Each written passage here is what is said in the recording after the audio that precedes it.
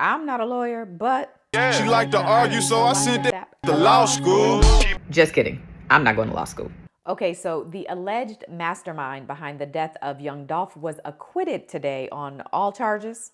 State of Tennessee versus Hernandez Govan, count 1. We, the jury, find the defendant Hernandez Govan not guilty in count 1 of the indictment.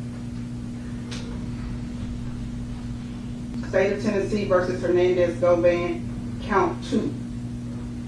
We, the jury, find the defendant Hernandez Govan not guilty in count 2 of the indictment. Ma'am? Court's in session. Ma'am? Ms. Johnson, is this your verdict? Is this your verdict? Yes. Is this your verdict? Yes, ma'am. Is this your verdict? Yes. Is this your verdict? Yes, Your Honor. Is this your verdict? Yes. Is this your verdict? Yes. Is this your verdict? Yes, Your Honor. Is this your verdict? Yes. Is this your verdict? Yes. Is this So if you're trying to figure out how this happened, let me give you the recap on how this 3-day trial played out. Context, if you need it, this is Adolph Thornton Jr., aka Young Dolph, and on November 17, 2021, while at a cookie shop in Memphis, Tennessee, he was ambushed by 2 men, which led to his death.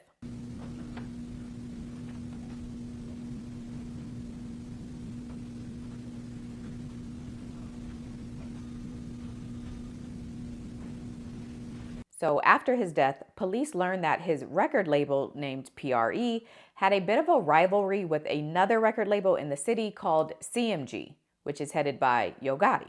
Did the CMG ever at any point want Mr. Thorne, professionally known as Young Dolph, is that right? Yes, ma'am. Did they ever want Young Dolph to sign their label? Yes, ma'am. Would that be the beginning of their issue? Could have been. I Okay. don't know. Did Mr. Thorne or Young Dolph ever sign their label? No, ma'am. The backstory is that CMG wanted Dolph signed to their label, but because Dolph refused and instead created his own label, some of the people at CMG, and in particular Yo Gotti's brother named Big Jook, allegedly put a hit out on Dolph and all of his PRE artists. There was a bounty on Adolph Thornton's life. In fact, there were multiple bounties on PRE artists. And so law enforcement does their investigation and ultimately charge 4 people for Dolph's death. But the first 3 people are the main ones we need to talk about: Cornelia Smith, Justin Johnson, and Hernandez Govan. All 3 of them were charged with first-degree Big M, as well as conspiracy to commit first-degree Big M. And just so we're clear, conspiracy to commit just means that these 3 people had an agreement with each other to take Dolph's life. So even if Dolph would have miraculously lived after the incident, the 3 of them could still be charged with conspiracy, because that charge just means that there is an agreement amongst these people and that there were steps towards actually completing the task. For you to find the defendant guilty of conspiracy to commit first-degree murder, the state must have proven beyond a reasonable doubt that the defendant entered into an agreement with one or more people to commit the offense of first-degree murder. It is not necessary that the object of the agreement be attained, and that each of the parties to the conspiracy had the intent to commit the offense of first-degree murder. And so, in this instance, the prosecutors alleged that Justin Johnson and Cornelia Smith were the actual triggermen, but their agreement also involved Hernandez Govan. Prosecutors said that he was the one who actually paired Justin Johnson and Cornelia Smith together to carry this task out. Govan told Smith that there was a $100,000 bounty on Adolph Thornton's life, and that the money was good. The money was guaranteed if Smith and Johnson completed this job. So what did they do? What did the 2 desperate people do? They agreed.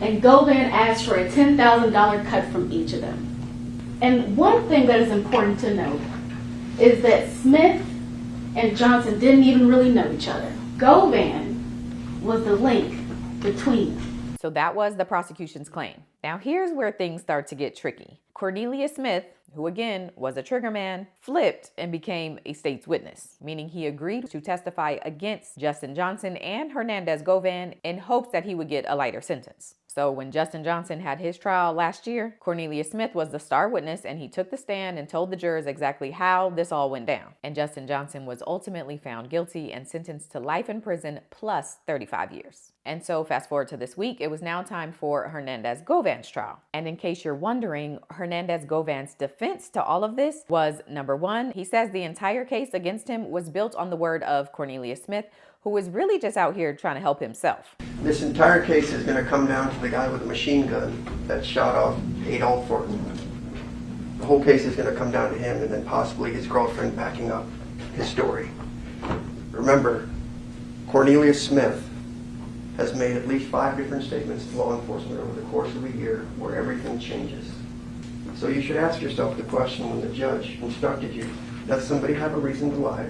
Do they have an interest in the outcome?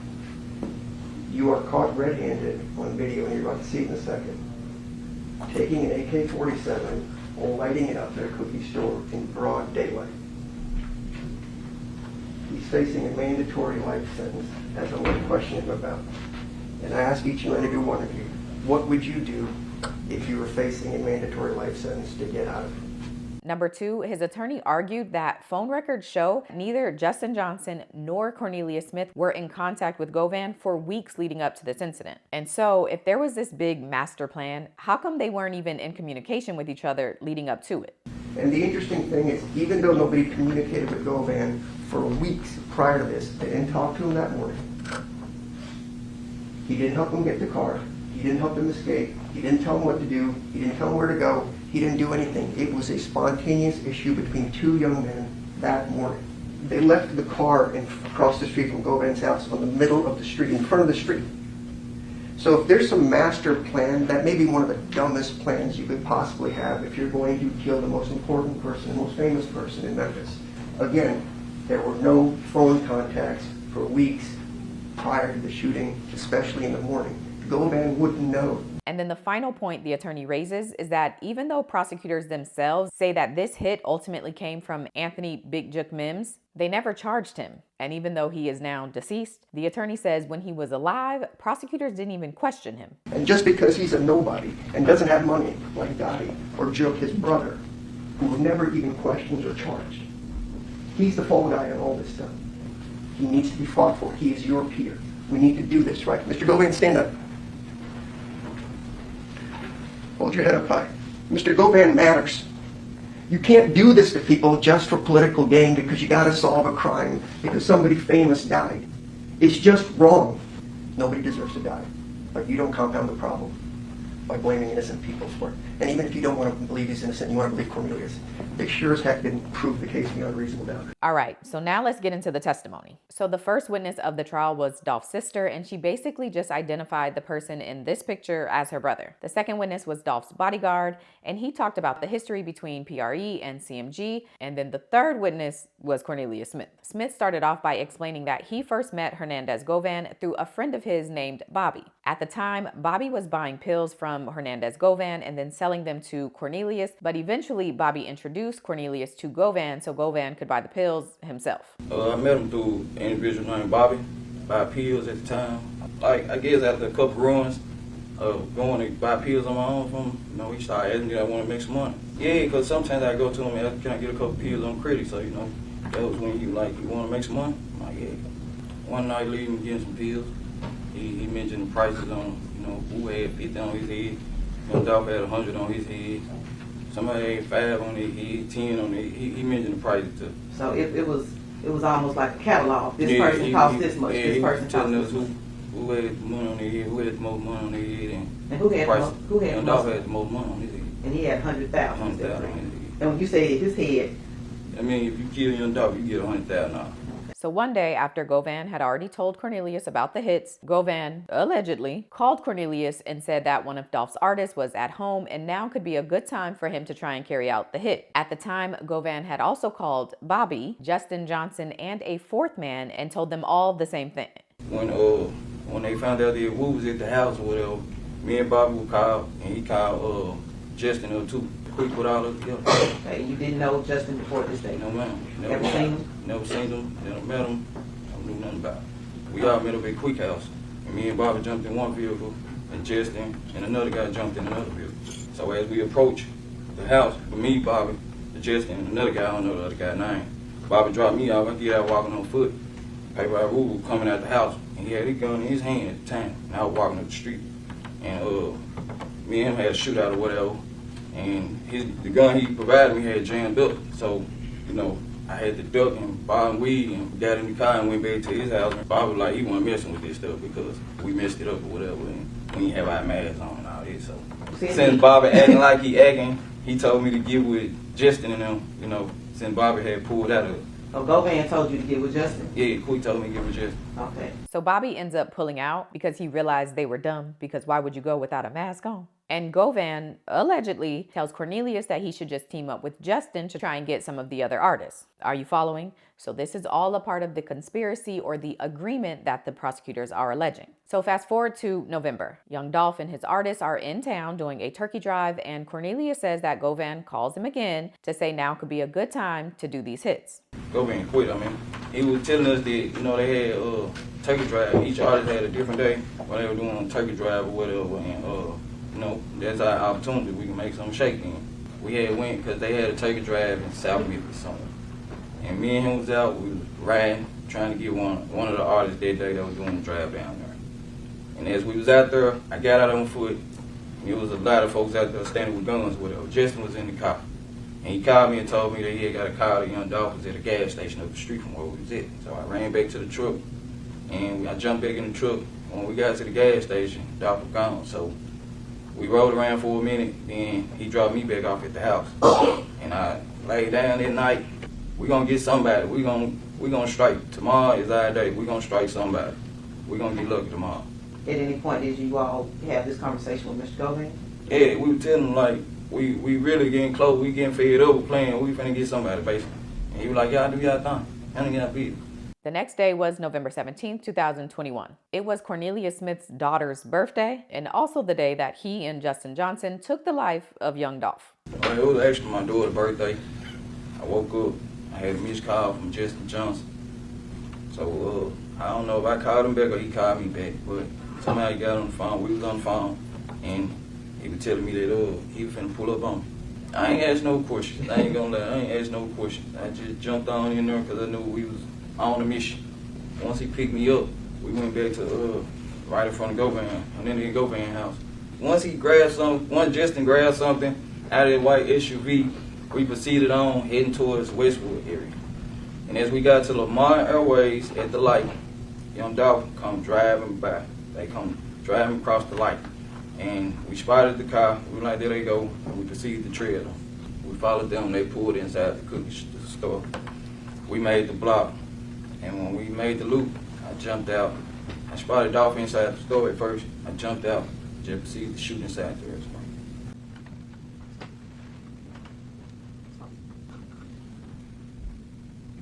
Once we left the cookie shop, I was telling Justin I was hit. And he like, I'm hit too. He was driving. Justin was driving at the time, so I was asking him, is he okay, so we won't crash or anything, you know, run into nothing. We went back to the house in front of Mr. Hernandez Govan house, and I jumped out the Mercedes-Benz and jumped into a Suburban truck and moved on out the way. I want to quickly interject here to make sure you're following. So according to Cornelius Smith, right after the incident, and actually even right before the incident, him and Justin Johnson stopped by the house across the street from Hernandez Govan. And even though the house is across the street from Hernandez Govan, prosecutors made a lot of efforts throughout the trial to try and tie it to Hernandez Govan. They pointed out that Govan was a part of the music industry, and that house was used in a music video that he was a part of. There's the video shoot of us at the house across the street from Quick House, across the street from Hernandez Govan house. Who is this individual? I don't know him. Who is this? It's Justin Johnson. Who is this individual? I don't know who that is. Who is this? That's Hernandez Govan. And who is this individual? That's me right there. Okay, so after dropping the car off at that house, Cornelius says that Justin Johnson FaceTimed Big Jook to let him know that they were the ones who did the hit and they were the ones who should get paid. And in the meantime, he had FaceTime Big Jook, let him know that, you know, that was like our work. And then he was trying to find somewhere for us to go so we could clean up or whatever, because I was bleeding extremely bad. Like, he had found somewhere for us to go. And that was in the two-line apartment. Well, hey, we went there to clean up or whatnot. Is this where you all went to? Yes, ma'am.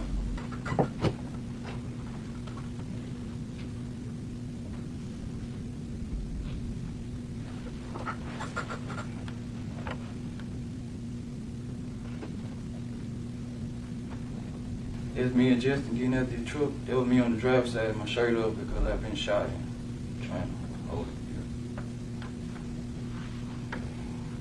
My girl kind of picked me up. And your girl, does the Miss girl have a Angela, name? Miss Angela kind of picked me up.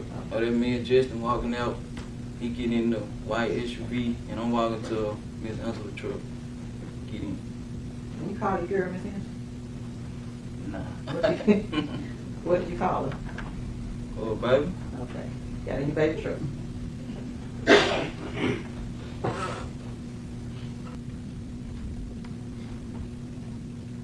Is that Justin walking up to the truck with me and Angela was in. I was waiting on him. I told her not to pull off until he pulled off. why didn't you want to pull off before you pulled? Because I know we just did a hit, so it was really like, looking after him at the time. And then we both were shot. Well, he was straight, but I was shot. So I just really made sure he pulled that out. Is it just something else? Yes, ma'am.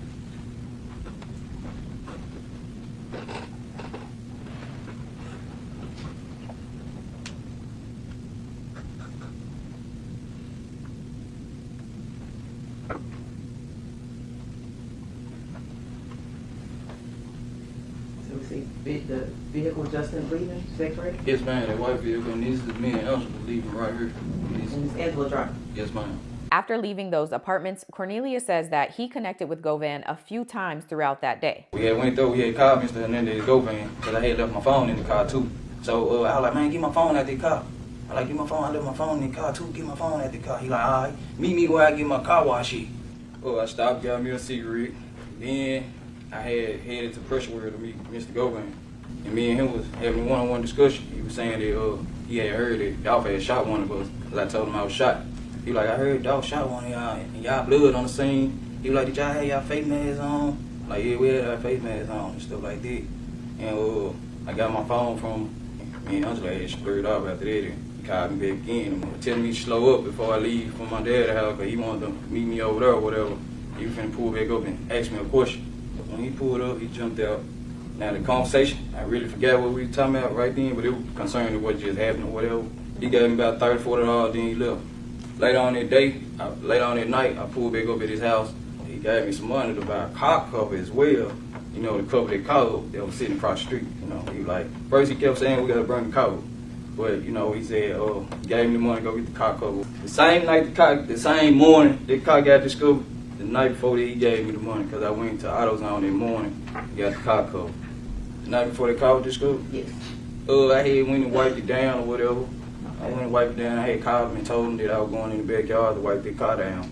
So he wouldn't, shoot at me or nothing like that. He'll know who it is in the backyard or whatever. Even though he lived across the Yeah, street? even though you know what I'm saying? Cause, I know. well, I'm saying like this, in the streets, you watch us around it basically. So, you see some funny stuff, you get, kind of street life we live. You'll get kind of scared and you get to shoot, think somebody after you. Then what it just happened, young Dolph just got killed. So, you had to be aware of everything. What's the AutoZone? Yeah, what color car cover was it?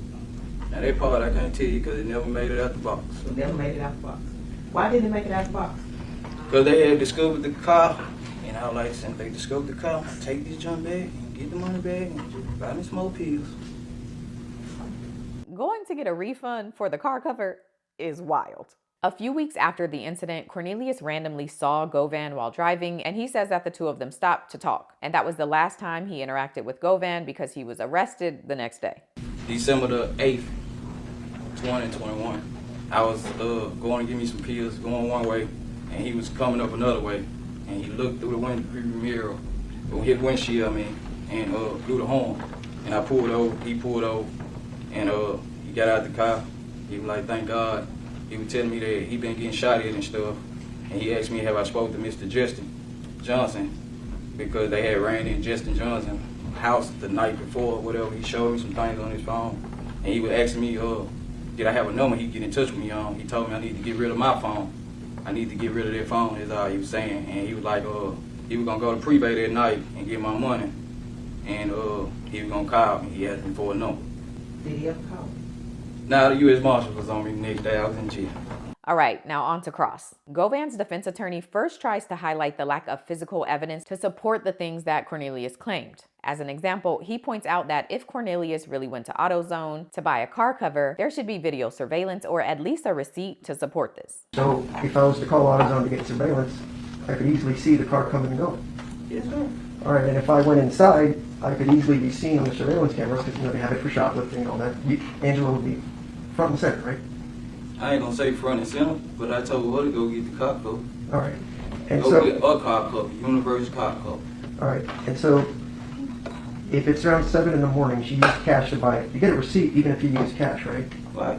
Okay. So if I wanted to double check, say I'm a really good detective and I want to figure out what's happened, I could easily go to AutoZone, pull the footage, ask them for just their receipts from between 7 and 8 that morning, who bought a car cover. I could very easily validate what you're saying, right? Of course. Okay. Next, he questions how weird it is for Govan to tell Cornelius about these hits, even though they didn't know each other for very long. And you just know Mr. Govan for a very short period of time prior to this meeting, right? Right. Okay, but Govan, even though you don't even know him, approached you and said you want to kill some people. No, he said, paper I got hits on the head. Not you want to kill some people. Paper I got hits on the head. Boundaries on it. Right, so This our turn. You Okay. know what I'm saying? The street.